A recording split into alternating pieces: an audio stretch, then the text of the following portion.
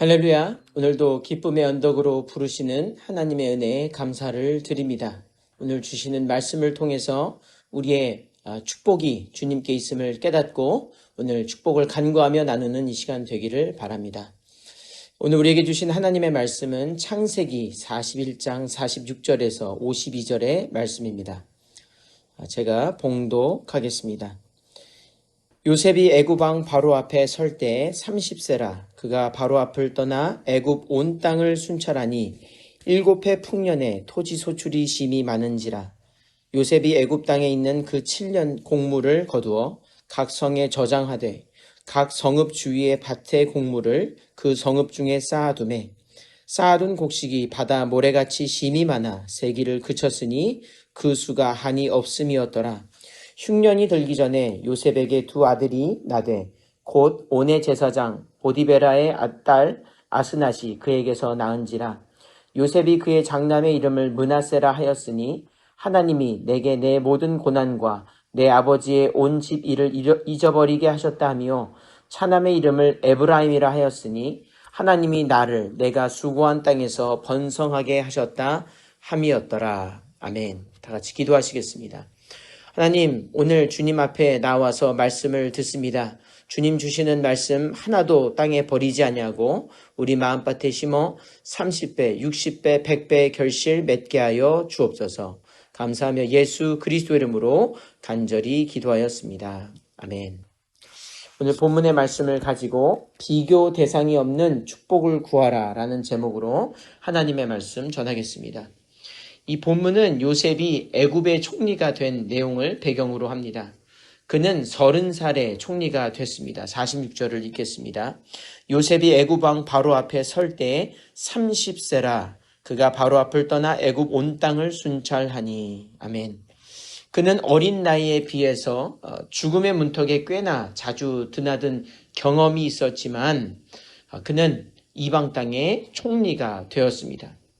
그렇게 해서 이방 땅의 총리까지 돼서 드리는 신앙 고백이 참으로 심오한 것을 볼 수가 있습니다. 51, 52절에 보면 므낫세라고 하는 아들과 에브라임이라고 하는 아들 낳으면서 하나님을 찬양하며 자신의 고난을 잊게 하셨다. 하나님이 번성하게 하셨다. 그러한 고백을 하게 되어집니다. 여러분 깨닫는 것이 하나 있습니다. 이 세상은 나이가 어리다고 봐주는 법은 없어요. 여러분 마귀는 우리가 미성숙하다고 해서 우리를 공략하지 않지는 않습니다. 그러나 또한 그렇다고 해서 이 험한 세상 신앙으로 이기지 못할 환난도 없다는 사실입니다. 여러분 이러한 축복이 우리의 차세대에게 흘러 넘치게 되기를 주님의 이름으로 소망합니다. 특히 요셉을 통해서 오늘 발견하는 것은 주변인들이 누린 축복이 굉장히 크다고 하는 사실입니다. 그 크기와 넓이에 대해서 살펴볼 필요가 있지요. 56절에서 57절을 제가 읽습니다. 온 지면에 기근이 있음에 요셉이 모든 창고를 열고 애굽 백성에게 팔세, 애굽 땅에 기근이 심하며 각국 백성도 양식을 사려고 애굽으로 들어와 요셉에게 이르렀으니 기근이 온 세상에 심함이었더라. 아멘. 그렇습니다. 당시에 흉년이 너무 심해서 애굽 땅뿐만 아니라 각국의 백성이 애굽에 와서 요셉에게 와서 그렇게 은혜를 구했다고 하는 성경의 증거가 있습니다. 성경은 모두가 흉년일 때 애굽 요셉만 풍년인 것처럼 실제로 풍년으로 묘사하고 있습니다. 얼마나 큰 은혜입니까? 다른 곳과 비교해서 나은 장소 애굽이 아니라 유일하게 생명이 있는 장소, 복이 넘쳐 흐르고 그런 엄청난 흉년에도 불구하고 남에게 복을 베풀어 줄 수 있는 장소가 바로 요셉이 다스리던 애굽이었습니다. 요한복음 14장 27절에 읽습니다. 평안을 너희에게 끼치노니 곧 나의 평안을 너희에게 주노라. 내가 너희에게 주는 것은 세상이 주는 것과 같지 아니하니라. 너희는 마음에 근심하지도 말고 두려워하지도 말라. 아멘. 이 평안, 이 축복이 요셉을 통해서 임했습니다. 비교가 불가하며, 아니, 비교의 대상이 없는 축복이 하나님으로부터 요셉을 통해 세상에 미쳐졌습니다. 사랑하는 성도 여러분, 하나님은 그런 능력의 주님이세요. 비교 대상 없이 축복하실 수 있는 분 하나님이십니다. 오늘 이 하나님께 그 축복을 구해서 나도 살고 남도 살리는 저와 여러분 되기를 주님의 이름으로 축원합니다. 여러분, 만일 하나님이 주시는 은혜가 세상이 주는 것과 비슷하고 매한 가지라면 예배가 아니라 그저 예절 교육으로 그칠 수 있을 거예요.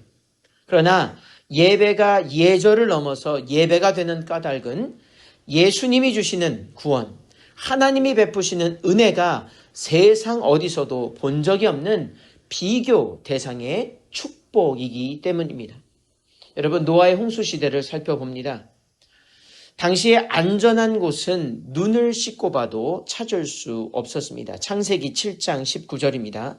물이 땅에 더욱 넘침에 천하의 높은 산이 다 잠겼더니. 아멘. 여기 보니까 천하의 높은 산이 다, 소수, 특정한 산이 아니라 모든 산이 다 잠겼다는 것이지요. 눈을 씻고 봐도 구원의 장소는 없었습니다.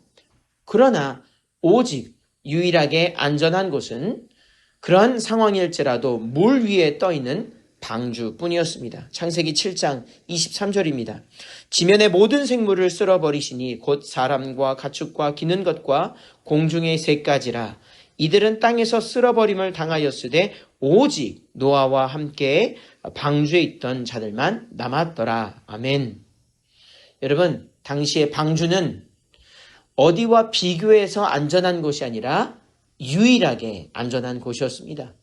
비교할 대상이 없이 오로지 안전하고 유일하게 생명을 부지할 수 있는 놀라운 구원의 장소, 바로 하나님이 베푸신 노아의 방주였습니다.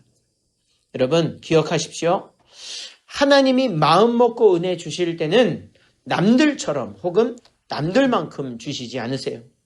비교 불가하게 주시며 한번 이것을 경험한 후에는 그분 앞에 엎드려 경배할 수밖에 없도록 베풀어 주십니다. 창세기 8장 20절을 읽겠습니다. 노아가 여호와께 제단을 쌓고 모든 정결한 짐승과 모든 정결한 새 중에서 제물을 취하여 번제로 제단에 드렸더라. 아멘. 노아는 그래서 방주에서 나오자마자 자연을 즐기거나 땅에 있는 것들을 눈을 뜨고 본 것이 아니라 하나님 앞에 제단을 쌓고 경배를 드렸습니다. 왜 그렇습니까? 하나님만이 비교 불가한, 비교 대상이 없는 축복을 주시는 분이라는 것을 체험했기 때문입니다. 사도행전 3장에 나오는 이 나면서 못 걷는 자가 있어요. 그도 비교 대상이 없는 축복을 누리게 되었습니다. 그는 나면서 앉은 뱅이었기 때문에 이전까지는 불특정 다수의 이 사람들에 의해서 도움을 받았습니다. 물리적인 도움 혹은 금전적인 도움, 심적인 도움은 받을 수 있었지요. 사도행전 3장 2절입니다. 그 나면서 못 걷게 된 이를 메고 오니 이는 성전에 들어가는 사람들에게 구걸하기 위하여 날마다 미문이라는 성전문에 두는 자라. 아멘. 사람들이 와서 도와주고 메고 왔어요. 또 돈도 그렇게 구걸할 수 있도록 놔주었지요. 이런 도움 받은 것은 확실히 있습니다. 그런데 이런 도움은 언제나 혹은 누구든지 줄 수 있는 성질의 것 아니겠습니까? 뒤집어 생각해 보면 이건 지속적으로 필요한 것이기 때문에, 그리고 사람이 주지 않으면 이제 메말라 버리는 것이므로 근본적인 문제 해결에 도움은 되지 않습니다. 말하자면 증상 치료는 돼도 원인 치료는 되지 않는 것이지요. 그런데 어느 날 베드로가 그에게 나타났습니다. 그리고 베드로는 그에게 무엇을 주었냐면 예수의 이름을 주었고 그의 삶은 완전히 바뀌게 되었습니다. 사도행전 3장 6절입니다. 베드로가 이르되 은과 금은 내게 없거니와 내게 있는 것을 내게 주노니 나사렛 예수 그리스도 이름으로 일어나 걸으라. 아멘. 그렇습니다. 베드로에게 있었던 것은 비교 대상이 없는 축복, 바로 예수 그리스도의 이름이었어요. 그래서 이 안전뱅이는 예수 이름으로 일어나 걸었습니다. 뛰었습니다. 찬양하게 되었고 예배하게 되었습니다. 이 예수의 이름은 그가 이전에 받았던 모든 도움을 무색하게 만드는 그런 이름이었습니다. 그가 받은 예수 이름은 구걸하던 삶에서 영광을 돌리는 삶으로 순식간에 바꾸는 놀라운 능력이 있었지요. 아니, 지금도 그 이름의 권세가 우리 가운데 약속되어졌습니다. 사랑하는 성도 여러분, 예수 이름으로 일어나 걸으십시오. 비교 대상이 없는 축복을 누리고 남에게도 이 이름을 주게 되기를 바랍니다. 여러분, 미국의 인물 중에 잘 알려지지 않는 사람 중에 R.G. 루트로너라고 하는 이 버먼 태생의 사람이 있습니다. 이 사람은 고교 중퇴했던 사람이에요. 평범한 학생이었는데 고등학교 중퇴했습니다. 경제적인 어려움 때문에 일찍이 기술 배우는 일에 뛰어들었습니다. 그런데 어린 나이에 기술 경험이 부족해서 이 회사를 설립하긴 했는데 금방 주저앉게 되었습니다. 그리고 큰 빚을 지게 되었죠. 좌절한 그는 하나님께 기도하기 시작했습니다. 교회에 가서 간절히 하나님께 부르짖었어요. 그러다가 깨달음을 얻었습니다.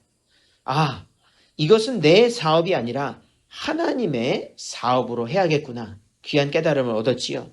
이후에 나는 하나님 사업의 파트너가 되겠다 결심하며 결단했습니다. 그리고 모든 재정과 자신의 삶을 주님께 맡기는 삶을 시작하게 되었습니다. 그러던 와중에 전 세계에 이 미국 땅에 대공황이 왔지요. 1920년에서 30년대에 공황이 오게 되었습니다. 이 공황은 전 세계의 공황이 되었죠. 여러분, 이 상황에서 너나 할 것 없이 모든 기업이 도산하고 다들 아우성을 질렀습니다. 경쟁사도 마찬가지고 이 르트루노의 회사도 마찬가지였습니다. 그런데 그가 하나님 말씀 의지하여 주신 지혜로 개발했던 건설 장비들이 빛을 발하기 시작했습니다. 그리고 이는 독점적인 기술을 갖게 되기에 이르러 특히나 세계 최초로 흙 퍼내는 기계가 있었습니다. 스크레이퍼라고 하는 그런 기계가 있었어요. 이것이 전 세계의 건설의 방식을 바꾸기에 이르는 놀라운 기치를 발하게 되었습니다. 날개도 치면서 기계와 장비들이 팔려 나가게 되었습니다. 그 전 세계적으로 흉년이 들었던 오늘 요셉과 같은 상황에서 유독 그의 회사만 요셉처럼 축복을 받아 전 세계에서 그의 물건을 사려고 앞다투어 경쟁했습니다. 사업이 번창하고 그는 이렇게 고백합니다. 하나님이 주신 아이디어라면 누가 뭐라고 하든 반드시 성공한다. 아멘입니다. 신앙으로 대성공을 거두게 되었습니다. 근데 거기서 끝이 아니에요. 그는 수익의 10%가 아닌 90%를 하나님을 위해 또 이웃을 위해 사용하기로 합니다. 전 세계 선교와 교육 사업에 헌신했고 특히 르트로노 대학을 설립해서 기술 발전의 차세대를 육성하게 됩니다. 그는 사업은 하나님이 주신 사명이며 하나님의 방식으로 운영하면 반드시 성공한다 신념을 가지고 신앙을 가지고 사업을 이끌었습니다. 그가 의지했던 성경 구절들이 많이 있는데 특별히 빌립보서 4장 9절에 19절의 말씀이 있습니다. 나의 하나님이 그리스도 예수 안에서 영광 가운데 그 풍성한 대로 너희 모든 쓸 것을 채우시리라. 아멘. 그는 과연 모든 쓸 것을 채우시는 하나님, 이 세상에 비교 대상이 없는 하나님의 축복, 주고도 넘치도록 흘러주시는 축복을 누리게 되었고 세상에 전하게 된 것입니다. 여러분, 이와 같은 축복을 간구하며 이와 같은 축복을 나누는 저와 여러분 되기를 바랍니다. 여러분, 말씀을 마치면서 우리가 도전 받기를 원해요. 여러분, 우리 인생은 모두 연약하기 때문에 누군가의 도움을 필요로 하고 때로는 주기도 하죠. 그런데 한정적이고 한시적인 도움입니다. 여러분, 우리는 그러므로 여기저기 구걸하듯 다니지 말고 이왕 구하려면 비교 대상 없는 하늘의 복을 구해야 될 줄로 믿습니다. 이것이 바로 축복의 선순환인 것입니다. 오늘 특별히 개인과 가정, 학원과 직장, 교회와 이웃을 위한 축복과 나눔의 기도를 드리는 동시에 특별히 나라와 민족을 위해서 기도하기를 원합니다. 오늘 우리 민족, 나라는 인간이 도울 수 없는 상황에 처해 있습니다. 여러분, 우리 기도할 때 이렇게 기도하기 원합니다. 주님, 이 세상이 줄 수 없는 지혜와 능력, 비교 대상이 없는 축복을 대한민국에 부어 주시옵소서. 하늘의 복을 내려주셔서 요셉처럼 어둠의 감옥에서 우리 민족을 구원해 주시며 진리의 법 아래서 자유롭게 주님을 예배하며 받은 축복을 만방에 나누는 놀라운 빛의 사도의 나라 되게 하여 주시옵소서. 간구하면 하나님이 이 시간 기도에 응답하시고 우리 나라와 민족, 저와 여러분을 주님의 구원의 방주로 사용해 주실 줄로 믿습니다. 제가 기도하겠습니다. 하나님, 이 시간 주시는 이 놀라운 비교 대상이 없는 하늘의 축복을 간구합니다. 주여 허락하여 주시옵소서. 그리하여 받은 축복은 나만 누리고 끝나는 것이 아니라 남을 살리고 빛을 비춰주며 모든 하나님의 지혜와 능력을 드러내는 놀라운 영광의 도구로 삼아 주시옵소서. 특별히 나라와 민족을 위해서 기도합니다. 사람이 설명하거나 주장하거나 인간의 힘으로 하는 그 모든 것은 패할 것입니다. 그러나 비교의 대상이 없는 하늘의 놀라운 축복을 우리 가운데 허락하여 주셔서 우리나라를 건져 주시옵소서. 그리하여 회복되고 새롭게 건설된 대한민국이 하나님의 빛을 바라며 마지막 말세에 복음을 전하는 귀한 주님의 사도의 나라 되게 하여 주시옵소서. 이를 위하여 세우신 교회와 성도의 기도에 응답하여 주시옵시고 그 모든 소원이 주 뜻 안에서 이루게 하여 주옵소서. 이 모든 것 예수 그리스도 이름으로 간절히 기도하였습니다. 아멘.